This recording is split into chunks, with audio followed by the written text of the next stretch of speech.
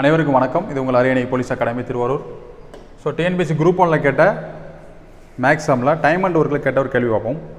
So there are 5 machines that make 5 parts in 5 minutes. How long does it take to make 100 parts in 100 machine? 5 எந்திரங்கள் 5 பாகங்களை 5 நிமிடங்கள் தயாரிக்குமானால் 100 எந்திரங்கள் 100 பாகங்களை எவ்வளோ நிமிடங்களில் தயாரிக்கும்? ஸோ இந்த கேள்வி எல்லாருக்குமே தெரிஞ்ச கேள்வி தான். அது இந்த கேள்வி பார்த்தோம் அப்படின்னா டேட்டாவை மொத்தம் மாற்றி மாற்றி என்ன பண்ணுவாங்க, கொஸ்டின் ரிப்பீட்டடாக கேட்டுகிட்டே இருப்பாங்க. ஸோ இந்த கேள்வியை பொறுத்தளவுக்கு சில பேர் டேரெக்டாக ஆன்சர் அடித்து தப்பாக போயிருக்கோம். ஒர்க் அவுட் பண்ணி போகிறது நல்லது. இப்போ உதாரணத்துக்கு டைம் அண்ட் ஒர்க்கில் ஃபஸ்ட்டு மாடல் டீம் 1 டீம் 2 அந்த டைப்பு. இதில் என்ன பண்ணுவோம், 5 எந்திரங்கள் அப்படிங்கிறது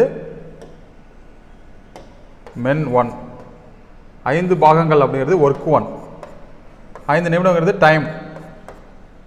அதே போல் 100 எந்திரங்கள் அப்படிங்கிறது மென் 2, 100 பாகங்கள் அப்படிங்கிறது ஒர்க் 2. எவ்வளோ நிமிடங்கள் T2 கேட்டிருக்காங்க. நம்ம என்ன பண்ணுவோம், ஒர்க்கை மட்டும் கீழே போடுவோம்.